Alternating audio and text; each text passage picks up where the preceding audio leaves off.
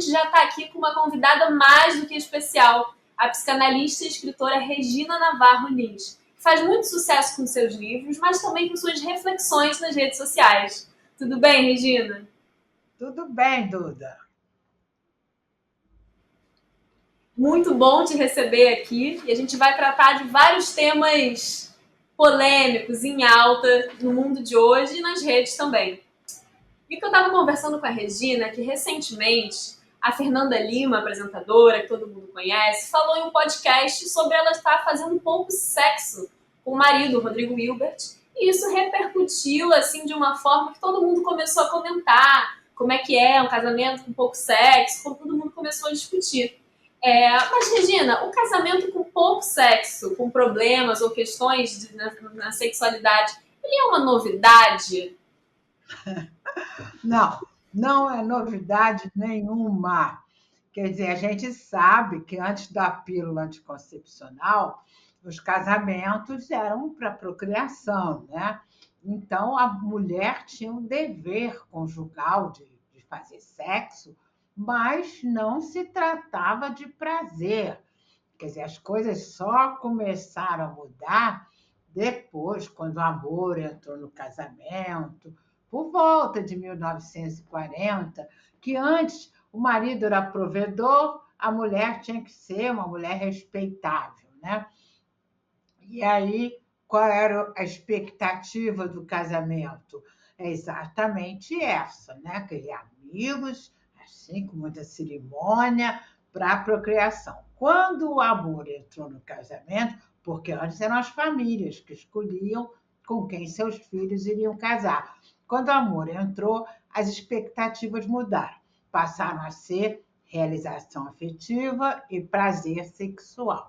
O que acontece? Eu tenho consultório há mais de 50 anos, e o que eu mais ouvi no meu consultório desde o início foi: amo meu marido, não quero me separar dele, melhor pai, melhor companheiro, temos uma vida ótima. Ah, nós recebe os amigos, a gente viaja, mas eu não tenho mais vontade de fazer sexo com ele. Eu gosto de ficar abraçadinha com ele, né? Fazendo cafuné na minha cabeça. Isso, gente, contado de várias formas diferentes, é o que eu mais ouvi. E uma vez eu estava dando uma palestra e um psicólogo, sexólogo na plateia falou assim: ah, mas isso se resolve, tem que ser criativo. Gente, isso é uma bobagem, porque o tesão é que leva à criatividade. Quando não existe desejo, a pessoa quer dormir, quer ser deixada em paz. Então, isso é uma coisa que acontece na grande maioria dos casamentos. Eu nunca fiz uma pesquisa, então eu não posso dizer o percentual, mas já li autores que comentaram isso, que pensam isso também. Eu me lembro do José Ângelo Gaiarsa, que tinha até uma coluna na TV, já morreu em 2010, com 30 livros publicados sobre relacionamento, e ele afirmava que no máximo 5% dos casamentos são bons em todas as áreas, inclusive nessa. Então, é um problema e sempre me deixou muito surpresa o fato de ninguém conversar sobre isso na televisão, nas plataformas, se trocar ideia, se ouvir debates entre especialistas. Ninguém fala do assunto. Então, eu acho muito bom, né, vocês estarem tocando nisso, porque as pessoas precisam refletir sobre como tentar mudar essa situação. Então, não adianta assim, faça isso, faça aquilo, ou então tem gente que me escreve, a admiração acabou, então. Não, existem casais que se amam. Não, assim como o exemplo que eu contei, muitos casais se amam, não conseguem imaginar a vida sem o outro, têm o maior carinho, dormem abraçados, mas não têm vontade de fazer sexo. Eu acredito que o grande vilão dessa história é o modelo de casamento da nossa cultura que todos tentam se enquadrar. Como é que é esse modelo? É um modelo calcado em controle, possessividade, ciúme e desrespeito total à individualidade do outro. Quer dizer, num casamento, as pessoas se metem na vida do outro. Às vezes você fica constrangido de estar conversando com um casal e um falando, se metendo e dizendo coisas, o que você tem que dizer para a tua cunhada, para o teu chefe. Enfim, eu acho que está na hora da gente começar a questionar esse modelo de casamento, que, aliás, já começou, né? Eu acho que hoje existe um número muito grande de pessoas que questiona essa cobrança, essa imposição da monogamia. E por quê? Como é que você vê assim que essa cultura monogâmica ela influencia no desejo, no tesão dos casais e logo na vida sexual? Que exemplo você pode dar que mostre concretamente como é que esse tesão vai se perdendo por causa dessas características, né, dos casamentos tradicionais? O tesão, para continuar, ele precisa de uma certa distância, né? Ele não pode ser aquela coisa totalmente grudada, porque o amor que a gente vive hoje, que o amor é uma construção social. Em cada momento da história se apresenta de uma forma. O amor romântico, que começou no século XII, mas veio vindo sempre proibido no casamento, ninguém podia casar por amor, né? Eles consideravam o casamento muito sério para entrar essa história de amor. Esse amor no casamento passou a ser uma possibilidade a partir do século XIX, após a Revolução Industrial, mas se tornou um fenômeno de massa, todo mundo querendo casar por amor, a partir de 1940, muito incentivado pelos filmes de Hollywood. Esse tipo de amor é o que povoa a nossa cultura, a mentalidade de hoje, né? Só que é um tipo de amor, gente, eu tenho que explicar, que não tem nada a ver com mandar flores, hein? Mandar flores é ótimo, dançar olho no olho, jantar à luz de velas, levar café na cama, tudo isso é ótimo. Mas o amor romântico não é isso. O amor romântico, ele se caracteriza por um conjunto de expectativas ideais para a vida a dois. Por exemplo, o mais grave, ele diz que os dois têm que se transformar num só. Você tem que encontrar sua alma gêmea, você tem que encontrar a metade da sua laranja. Então, isso não existe, né? E essa ideia de não individualidade, os dois se transformarem num só. Então, quer dizer, você não tem uma vida própria, uma identidade própria, a sua parceira ou parceiro também não tem. Isso é péssimo, né? Porque você tem que ter um mínimo de distância da outra pessoa e tem que ter uma vida própria. Então, você me pergunta por que essa cobrança, que a monogamia é um imperativo na nossa cultura, né? Muita gente conversando comigo, mandando mensagem no meu Instagram, né? E diz assim: mas vale o que está combinado. Ninguém combina monogamia, tá? Já está implícito. Você conhece uma pessoa hoje, começa a namorar, já está claro que você só pode transar com essa pessoa e ela com você. Então, quando as pessoas agora estão começando a querer abrir a relação e tal, é que se faz, as pessoas fazem combinados, né? Mas nunca houve combinado a respeito da monogamia por ser uma imposição.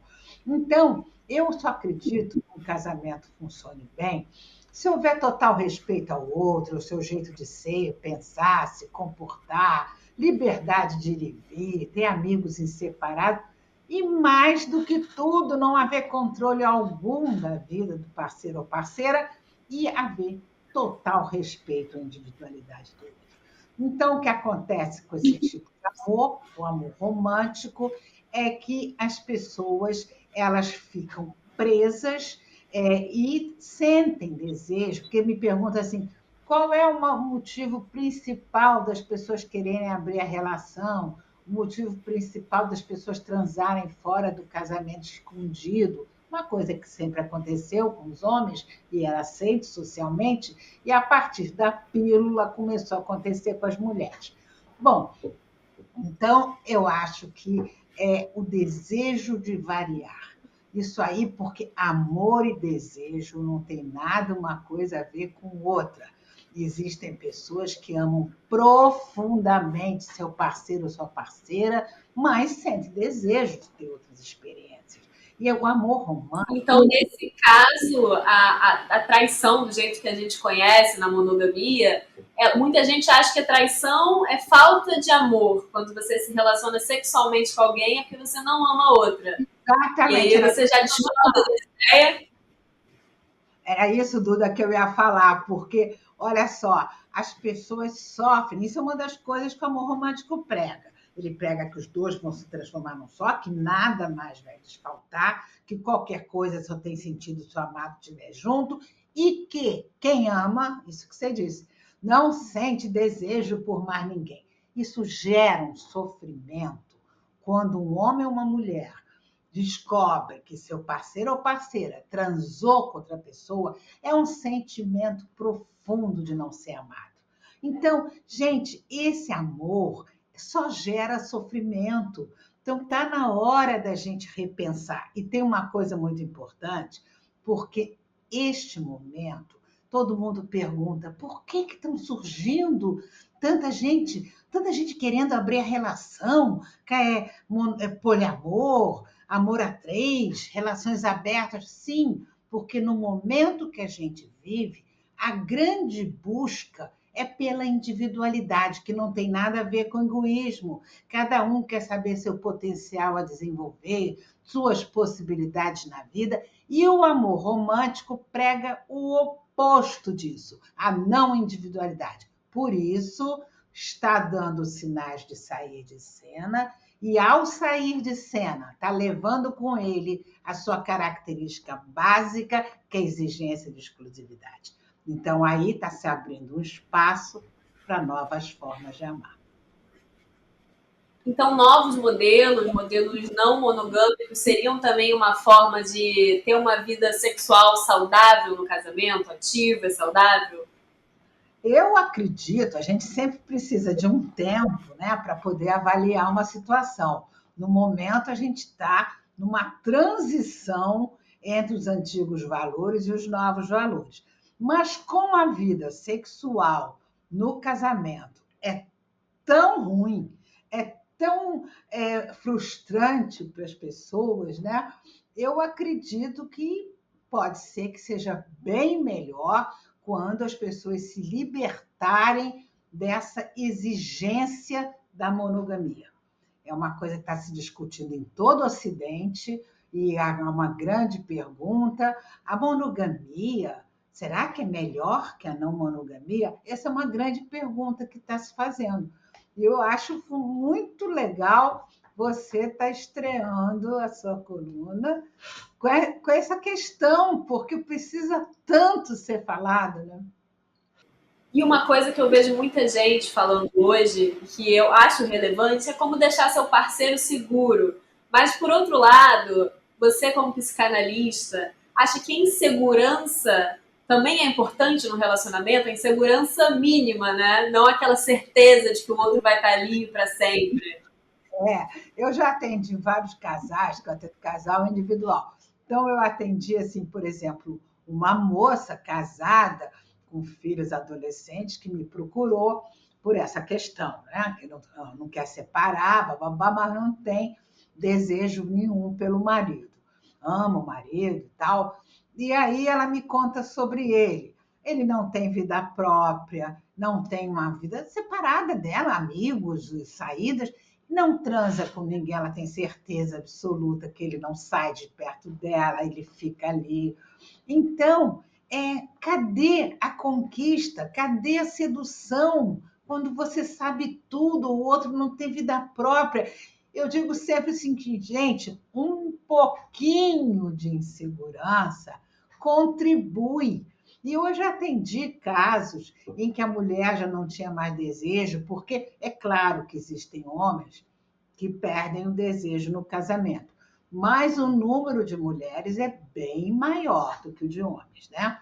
Então, eu já vi casos da mulher não ter desejo e quando começou a sentir que ele estava se envolvendo com uma colega de trabalho, ela voltou a querer conquistá-lo, a querer transar com ele, de verdade, começou a sentir um desejo que ela já tinha esquecido, porque o outro precisa ter uma vida própria, senão fica uma coisa que você não tem nada, sabe de tudo, não tem novidade nenhuma, você não tem segurança nenhuma, não tem que conquistar, não tem que seduzir, nada, né? Aí viram irmãos, né? E eu ia te perguntar exatamente isso: se as mulheres são quem mais se queixam da falta de tesão, da falta de vontade de fazer sexo no casamento, isso está ligado de alguma forma a quê? Também talvez a uma sobrecarga feminina na relação, não sei o que que faz a mulher perder esse desejo Eu acredito, normalmente, né, em vez do homem. eu acredito que alguns fatores podem estar incluídos aí. Primeiro, o homem na nossa cultura, ele aprende a desde cedo transar com qualquer mulher para provar que é macho, às vezes pai, irmãos cobram, tal. Então, ele já tem essa facilidade. Segundo, que o homem para ter ereção, ele está pronto para transar, ele precisa de muito menos quantidade de sangue irrigando os órgãos genitais dele. A mulher precisa do triplo, quádruplo, quer dizer, então já fica mais difícil, né? E depois o homem, ele espelha o sêmen, então é muito mais fácil ele querer, né?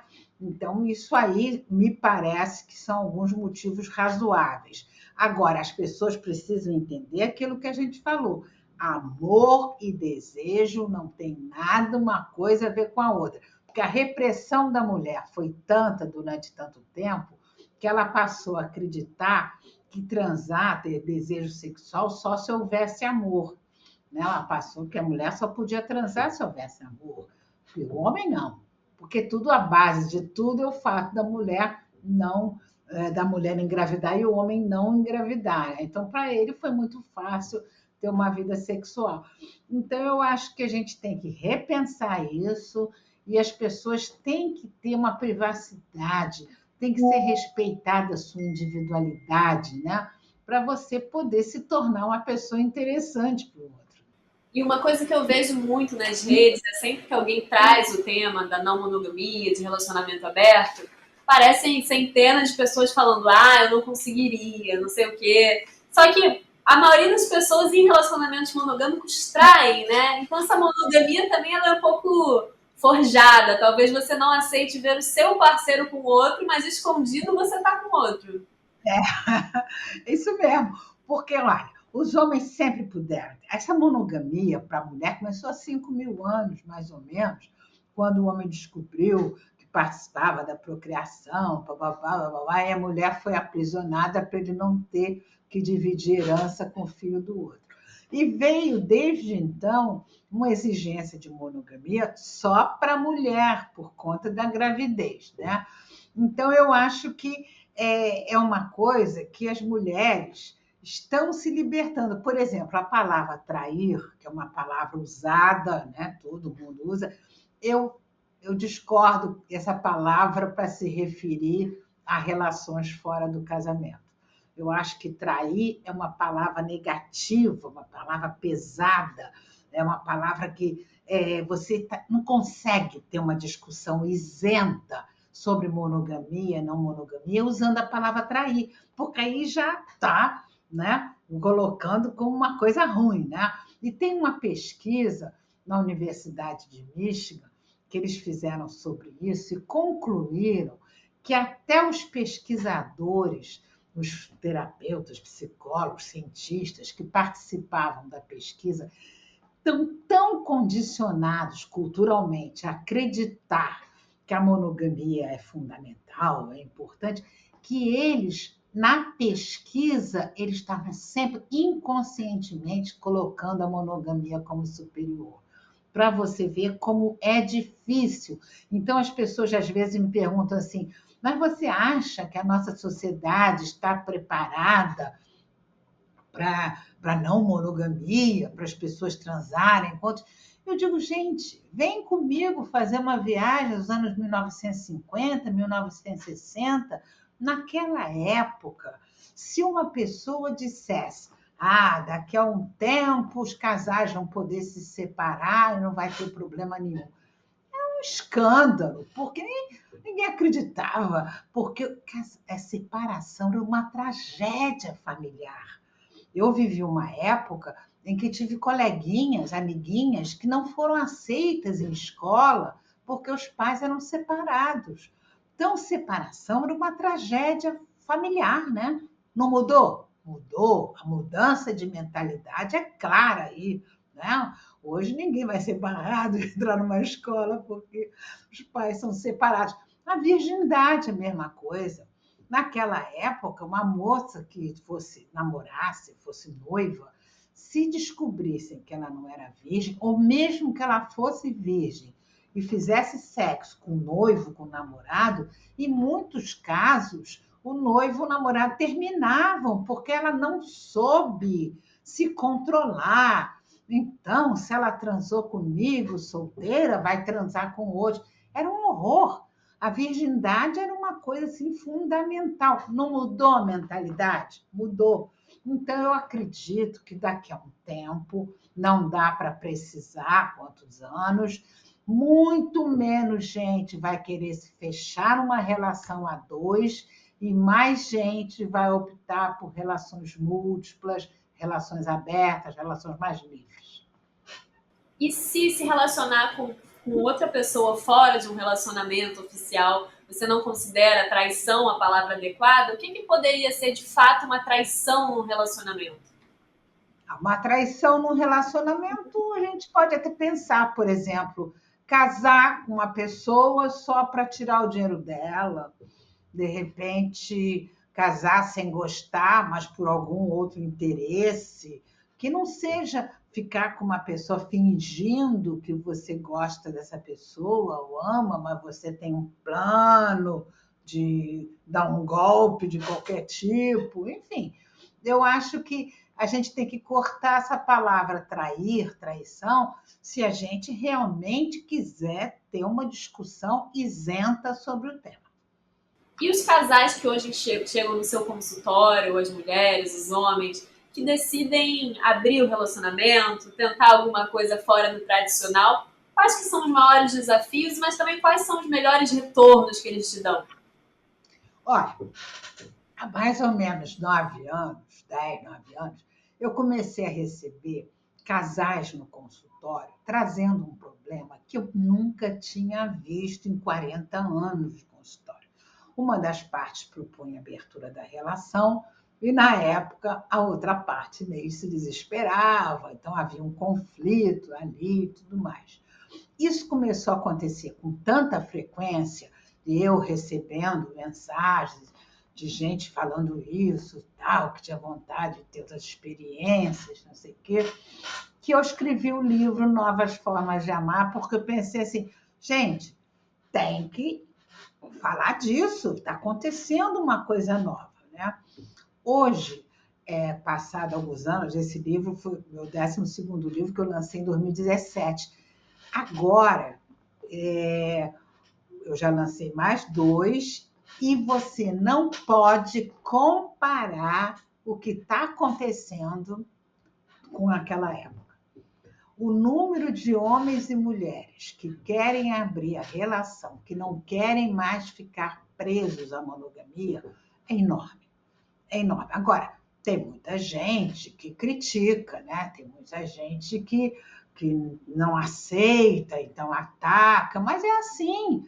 Gente, toda mudança de mentalidade é o que se vive numa determinada época, num lugar, os anseios, os desejos, os pensamentos, como a pessoa vive. Isso é a mentalidade da época, né? Como eu citei, né? Naquela época dos anos 60, a mentalidade era a moça ter que ser virgem. Então, a mudança está em curso. E é muito, tanto que eu estou escrevendo meu próximo livro, é sobre não monogamia, porque está em curso. Agora, tem coisas que estão acontecendo, por exemplo, muitos terapeutas não estão sintonizados com essa mudança, porque isso é novo, né? Então, eu tenho até curso para psicólogos, psicanalistas e tal, para poder discutir as mudanças, para você poder contribuir mais com seus pacientes. Porque eu recebi outro dia uma moça, aliás, recebo pessoas trazendo histórias das suas terapias. Então, ela me dizia assim: olha, eu saí da minha psicanalista porque eu fui dizer para ela que eu quero propor ao meu marido abrir a relação e levei um sermão. Ela disse que eu tenho medo de me aprofundar, por isso eu quero ver. Não, não é isso. A forma de viver o amor está mudando, mudou. Então, as pessoas têm que estar sintonizadas com o que está acontecendo, principalmente os terapeutas, para poder contribuir com seus pacientes para eles viverem melhor, né? Você não pode repetir uma situação que leve o seu paciente ou sua paciente a sentir culpa, porque desejou abrir a relação, né? Então, toda transição acontece isso, comportamentos de pessoas que se livram dos tabus, dos preconceitos. Por isso, sabe, Duda, que eu acho que é fundamental as pessoas refletirem sobre as crenças aprendidas, sobre os valores aprendidos, porque desde que a gente nasce, nós recebemos um monte de informações que a gente vai absorvendo por todos os poros, né? Seja por novelas, literatura, música, publicidade, vão dizendo para a gente cresce. Olha, você chega à idade adulta, não sabe o que, que você deseja realmente, ou o que, que você aprendeu a desejar. Então, é importante a gente refletir sobre tudo isso que aprendeu para conseguir se livrar do moralismo, dos preconceitos, se quiser viver melhor. Agora, tem um detalhe: para viver melhor, tem que ter coragem.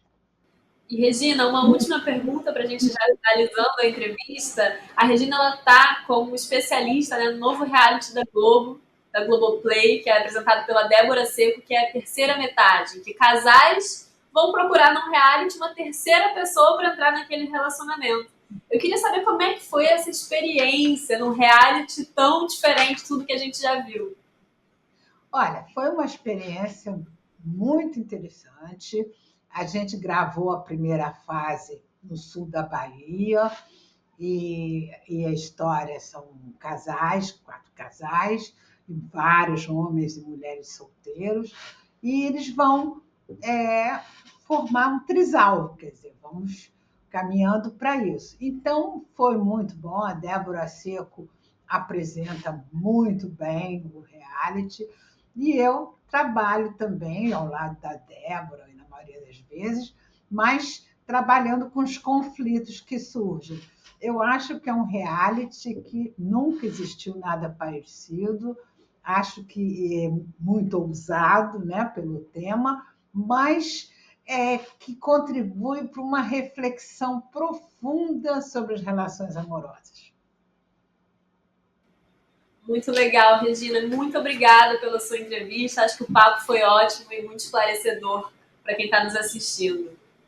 Muito obrigada a você pelo convite. Estou muito contente desse tema estar sendo falado, discutido na sua coluna.